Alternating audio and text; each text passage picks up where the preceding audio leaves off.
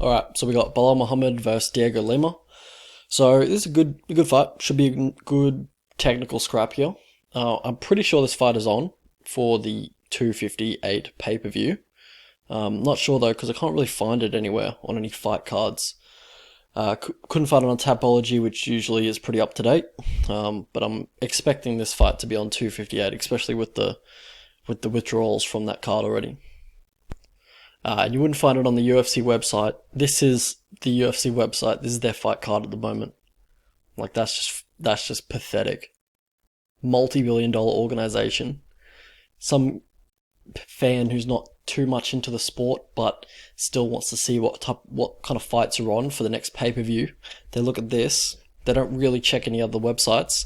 They look at the UFC.com website because that's what you go to. You see three. It's just pathetic, really. But yeah, that's enough of that. And yeah, back to the fight. So, Diego Lima, he's 7-1 in his last 8 fights. Only one of those fights has finished inside the distance. Diego Lima quietly on a 3-fight win streak himself. He's coming off a 17-month layoff since his last fight. You'll also bring a 3-inch height and a 3-inch reach. Ooh, 6-inch reach advantage. I'm not sure if that's correct, but it's a fairly sizable reach advantage. I think it's either 3 to 5 inches. Alright, let's get back into the striking of this one. Both these guys are very adept on the feet. Diego Lima, he's obviously the brother of Diego Lima. Sorry, he's the brother of Douglas Lima. And both of those guys, pretty good kickboxers. Very good leg kicks, both of them. Lima, yeah, good. Diego Lima has good calf kicks. Not as good as Douglas's calf kicks, but still, very good. So basically his main punch, he's looking for that counter left hook, which is kind of his money punch, but he can be a little low volume, just looking for that perfect left hook pretty much every fight. He will switch it up and maybe throw a left rip to the body, but generally it's that left hook or the left rip to the body, which he's looking for. And you can tell it's coming because he takes a big step to his left, and he doesn't set it up with anything. He doesn't set up with a jab or an inside low kick or anything like that. It's basically just looking for the counter or he's throwing it naked. So Belal Muhammad, he also does something whenever he wants to, throw some offense. So he will pretty much lower his level, so just kind of, widen his base a tiny bit. That kind of disguises the takedown entries, but it also lets his opponent know that he's going to be looking for offense, because he'll either look to throw a 1-2, which he is liable to overextend on the 1-2, especially on the front foot when he's pressuring, so he can kind of even take his back leg off the ground when he's overextending, which is not good, especially if you've got a guy like Diego Lima who's going to be leg kicking. He could probably put you on your ass with a leg kick if you're going to do that every time you throw a 1-2, or he could take you down. But so that's not great. But he does a lot of things well. He pressures well. He has decent hands. Yep.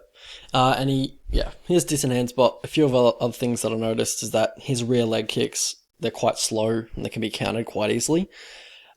He seems to have gone away with this now. He's started using an inside leg kick, which is good. Or a lead leg kick, sorry, not an inside leg kick, a lead leg kick, which is good because it's quicker to get to the mark, and also, he's not getting countered as much for it anymore. Also, another thing he does is, he can leave pretty much his rear, or just his hands don't always return to his chin. And he tends to get caught by left hooks from orthodox fighters and left straights from southpaw fighters. If you look through all of his knockouts, knockdowns, he's generally getting caught on that side of his face. But yeah. So for Diego Lima, the way he gets caught is near the fence, where he can't use his movement. He likes to have a bit of space to work his offense, but when he gets caught near the fence and they start cutting him off, he tends to get caught there, and opponents recognize that and start throwing combinations to make him a little bit more uncomfortable as well. And he's just been caught there a few times in his career. But where Bilal is really good is that he's very good. He's got good wrestling. He's got very good takedown entries. He's often clinching up, trying to look for a single leg after that, and then he'll transition to a double on the fence, clinches his arms around his opponent's legs or their hips, and then dumps them on their back.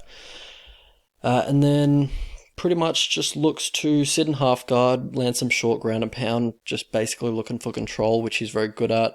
If the opponent does want to turtle up or give their back, he will take it and get in that that body lock.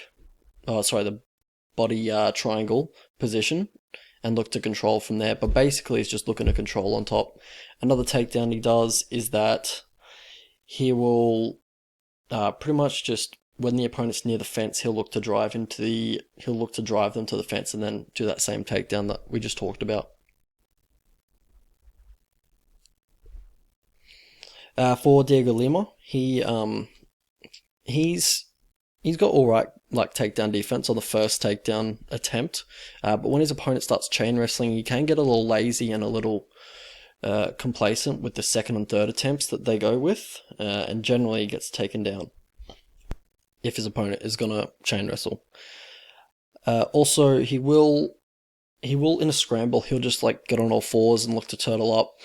He can stay in there for too long and let his opponents get their hooks in pretty easily because he just sits there. It doesn't explode or look for a further scramble. He just kind of sits there for a little bit, so that's not great.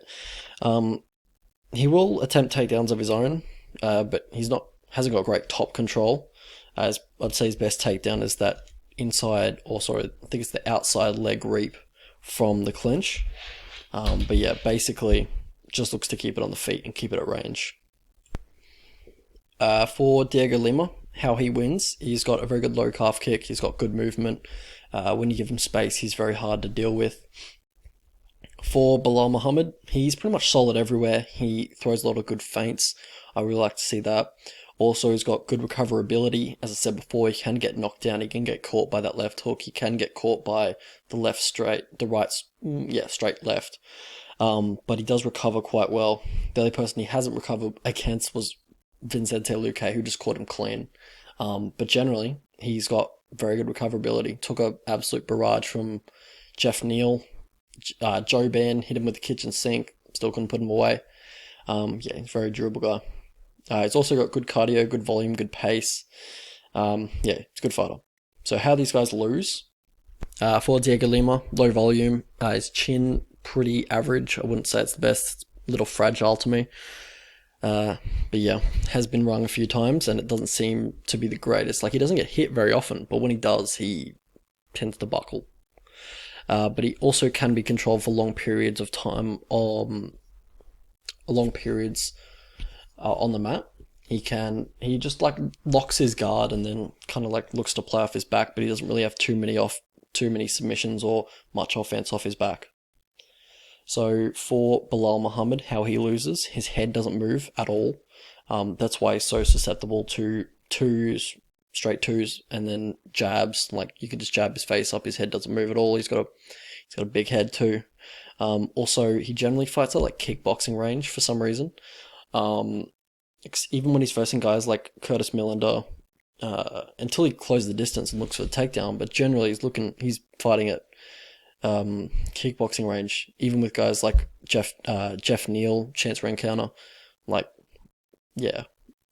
He does have forward pressure a little bit, but he's even though he's taking the front foot, he's still fighting at kickboxing range, which is strange. But yeah, that's what he does, and he's done well. Past the victory for these guys.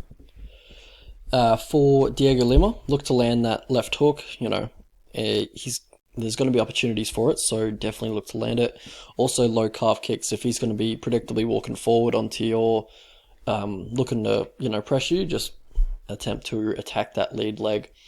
Also, jabs straight to the body, the uppercut. Just try to discourage him from shooting under your offenses. So if you're throwing an uppercut or you're flashing a knee, then maybe he won't be so inclined to shoot the takedown. And you'll know when he wants to shoot the takedown because he's going to lower his level. So yeah. But also, yeah, don't go to the well too much with the left hook because he does have good fight IQ, so he will read it and he will adjust to it. So it is your key weapon in this fight. So just look to use it very, very efficiently. For Belal Muhammad, look to take him down, look to get on the legs, take the back if he's going to turn or if he stays in turtle position. Don't bother throwing like body kicks or head kicks in this one. His kicks aren't great, and Lima's seen those type of kicks like a million times, so you're not going to catch him with like a head kick. So just don't bother with it, and watch him catch him with a head kick, and then me eat my words. But yeah, I don't see it happening. Also, just use your feints, use your pressure to get him onto the fence, and then shoot for the takedown. Alright, so I see this one going in the way of Muhammad, but I'll tell you why in a sec. So, both these guys are coming off 3 win streaks. I think Belal's just on a little bit of a different level to Lima. I'm surprised by the matchmaking. I'm surprised Belal's not getting a higher ranked opponent. I think Belal is just a much better fighter than Lima, in my opinion. But, Diego could sneak a win if he stays at kickboxing range for the whole fight. Landing low kicks, keeping it very low volume, landing that left hook over and over again. But yeah, Belal, he'll be competitive on the feet. Like, he'll probably be landing more shots, and he'll probably have Diego backing up. But, easiest or path of least resistance for Belal Muhammad would be just the takedowns and looking to control on top. But yeah, generally, I think Belal's a much better fighter than Diego, and I think he gets it done. Alright, so the prediction is Belal by decision, but I can't seem to find any lines for this fight. Like, I can't seem to find any bloody lines to this fight. Like, not even Parry Match has it. So I'm not sure if this fight's even going on, but I'm just gonna act like it is. How I'd line the fight is around 77% for Belal Muhammad and around 23% for Diego Lima, and I'll just bring that up for you.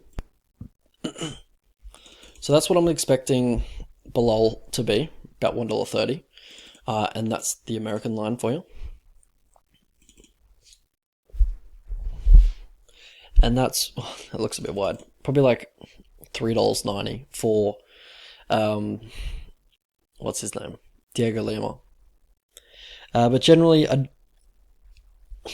if you got up to like $4.50, I'd probably bet him. But generally, I think the line will generally be like $1.30 to around $3.90. If you can get Belal at like $1.45, I'd probably hit that. But generally, I don't think I'll be playing this one.